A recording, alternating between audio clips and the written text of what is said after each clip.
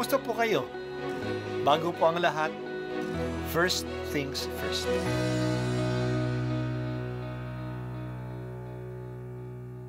Good morning po. Sinisimulan po natin ngayon ang first things first. At dito po, tinatalakay natin sa unang bahagi ng umaga natin ay ang first readings na binabasa po sa banal na misa. Ito pong tinatalakay natin kasi madalas po marami na tayong alam tungkol sa gospel readings. Pero konti po ang nagsasalita sa first readings. Pero ang first readings, bahagi din po yan ng Biblia, ng banal na kasulatan. Kaya susubaybayan po natin ang mga first readings, basahin po natin at kuminsan kailangan ng basahin ng 2 o 3 beses bago maintindihan kasi hindi po tayo familiar sa mga istorya at sa mga kaisipan na tinatalakay dito. Ang pagbasa mula sa aklat ni Propeta Oseas, ito ang sinasabi ng Panginoon, "Masdan mo, siya'y muli kong susuyuin. Dadalhin ko siya sa ilang, kakausapin ng buong giliw, at tutugon naman siya, tulad noong panahon ng kaniyang kabataan, nang siya'y kunin ko sa lupain ng Ehipto. At sa araw na yaon, ang itatawag mo sa akin ay aking asawa, at hindi na aking Baal. Ikaw ay magiging aking asawa magpakailanman, Israel. Mabubuklod tayo sa katuwiran at katarungan, sa matibay na pagmamahalan at sa kaawaan. Ikaw ay magiging tapat kong asawa at makikilala mo, ako ang Panginoon." Ang salita ng Diyos. Salamat sa Diyos. Magsisimula tayo ngayon na magbabasa sa aklat ni Propeta Oseas.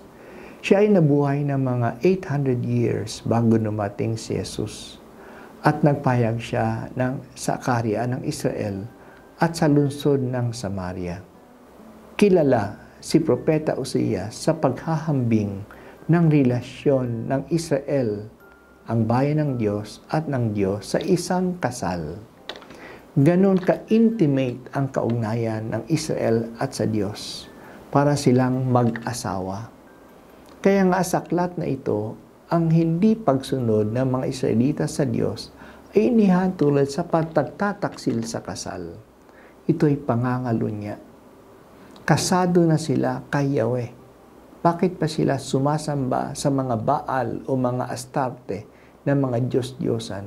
Mga taksil sila. Nangangalunya sila. Inilalarawan sa ating ang pagliligawan at pagsusuyuan ng Diyos at ng bayan ng Israel sa pagbasa natin ngayon. Ang panahon ng kanilang pagsusuyuan ay ang panahon noong ang mga tao ay naglalakbay sa disyerto sa loob ng 40 taon. Sa panahon yon, kinikilala pa nila si Yahweh sa pagsusunod nila sa mga utos niya. At si Yahweh naman ay nagpaparamdam sa kanila ng kanyang pagkalinga sa kanyang pagbibigay ng mga pangangailangan nila sa disyerto, tulad ng tubig at ng pagkain. Ito yung honeymoon stage ng kanilang pag-aasawahan. Ang kanilang ipinagsasamahan ay ang katwiran, katarungan, pagmamahalan, at kabutihan. Dito sila nagkakaisa. Maganda ang kanilang pangarap noon, tulad ng mga pangarap ng mga bagong kasal o mga ikakasal, na sila ay magiging tapat sa isa't isa. Madalas gamitin sa Biblia ang larawan ng pagmamahalan at pagkakaisa ng mag-asawa upang ilarawan ang kaugnayan ng Diyos sa kanyang bayan at sa bawat isa sa atin. So the church is the bride of Christ. Pinakasala na ang simbahan kay Kristo. Ang mga taong kumukuha ng vow of celibacy or chastity ay hindi sila nag-aasawa dahil sa Diyos. Sinasabi nila na hindi na sila nag-aasawa kasi kasal na sila kay Kristo. Si Kristo ang asawa nila. Kaya inilaan na nila ang kanilang sarili sa Kanya. Ang relasyon ng kasal ay monogamous, exclusive, total and perpetual. Isa lang ang pinakakasalan at siya lang ang asawa. Kaya exclusive, wala nang iba. Ang relasyon ay total, buong buhay at buong puso. At ito'y panghabang buhay. Wala naman nagsasabi na pakakasalan kita ng 20 taon. Sinasabi natin hanggang kamatayan kita mamahalin. For eternity pa nga. Ganyan din dapat ang ating relasyon sa Diyos. Siya lang ituturing nating Diyos. Siya lang ang ating sasambahin at sa Kanya lang tayo magtitiwala at aasa. Ang utos niya, ang ating susundin at kapag may mga alituntunin na salungat sa utos na ito, hindi natin ito sinusunod. Panghabang buhay ang ating commitment sa Kanya. Ganyan ba ang ating relasyon kay Kristo? Pinakita na ni Jesus na buo ang pagbibigay niya ng Kanyang sarili sa atin at tapat siya. Sana maging tapat din tayo sa Kanya.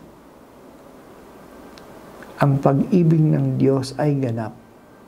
Wagas din ang dapat na pag-ibig natin sa Kanya.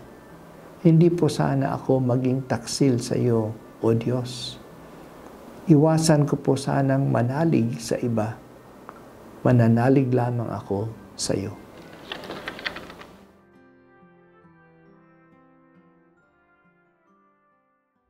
At ako po ay si Bishop Broderick Pabilio dito sa First Things First.